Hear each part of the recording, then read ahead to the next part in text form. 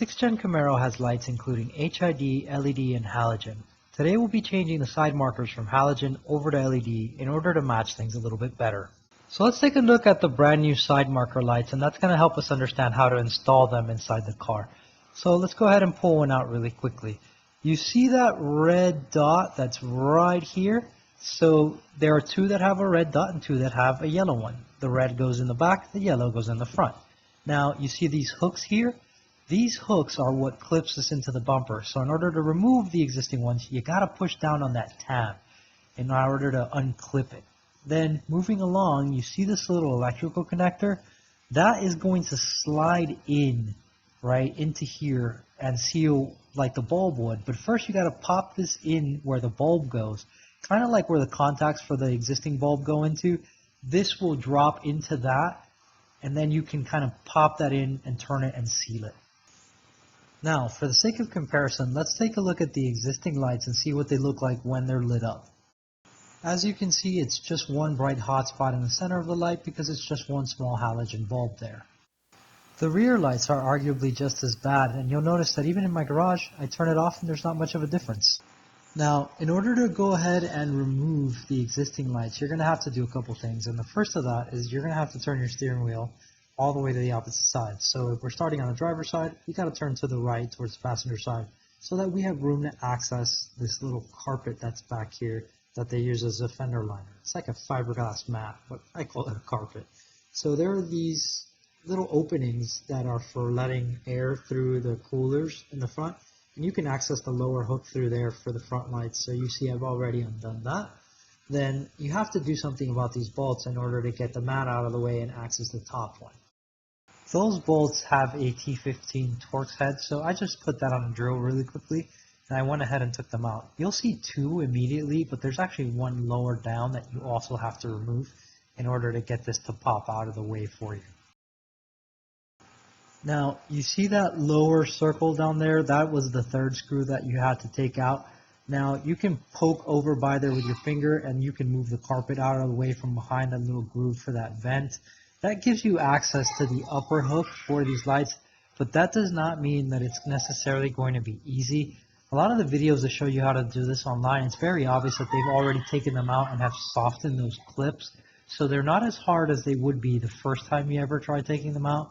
So just keep it in mind that you might have to stand up, push down on that thing from a different angle.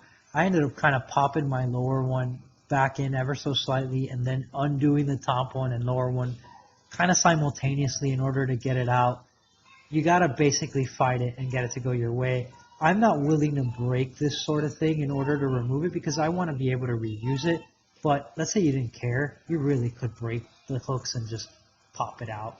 Now, once you've removed it, you see this electrical connector. Now, I'm going to push down here on the harness and remove it. You do not have to do that. You can turn it counterclockwise and just remove the bulb from inside the housing. Because you need the bulb base, right? It's that little like gray holder that came off with it. And that's what your new light is going to plug into. But I like to take it out. And the reason is that these new lights, you know, it doesn't really fit in them the way I want them to. So you kind of got to work it. And it's so much easier to do if you do it on a desk than over by the car. So here, I'm going to show you, right, I'm plugging it back in, and that's how it needs to be. And then the lights themselves, that little board I showed you in the beginning, it needs to slide into that in order to make electrical contact and turn on your new lights. When you look at this, you've connected this into the bulb holder, but you have to connect this inside the light in order to seal these boards from getting wet. So you'll notice that one side, the little side opening, like kind of like a little groove for the tab, is narrower than the one on the other side. That corresponds to the side of these nubs that are here on the side of this thing. All right, so you gotta align it correctly, work the wire in, all right, and you gotta pop this into place. Now, it never goes on the easy way. So you might have to rotate it to then drop it, then align it, pop the grooves in, and then rotate, if you even can. I think I'd use pliers. So once you do that, hopefully you're still in alignment and everything's mounted to where the light will work. This is, one of the things you give up by buying something that's made in China, right, that's affordable, is things like fitment. So these don't fit 100% perfectly as the factory ones do in the bumper, and then the other thing is this does not fit 100% perfectly into this. You kind of have to fight it in and pop it on. It's not going to be a clean fitment like it is from the factory, so it's unfortunate, but that's, you get what you pay for. So that's one of the compromises you have to make by buying the cheaper part. Once you've popped the brand new light in after dealing with the connector part, all you have to do really is to realign your carpet. Now, I start kind of from the top of that little vent thing and work it all the way around the lip of that. It is somewhat annoying to do, but it's not difficult by any stretch of the imagination. Once it's sitting flat, then you can just go ahead and pop your screws back in. I like to get them started by hand most of the time and then just finish them off with the drill. Also, I'm not just gonna pound on that with it. I'll pull the trigger and wait until it's snug and not just keep cranking on it. You don't want to over tighten these. Whatever they're threading into is very thin, maybe even plastic. So you don't really want to overdo it there. You just kind of want to tighten it till it's snug. They were not super tight from the factory, to be honest with you. They came off pretty soft, so they really just have to snug down and they'll stay in place. There's not really too much thinking to do there, so just tighten it down nice and snug, don't overdo it, and you'll be just fine.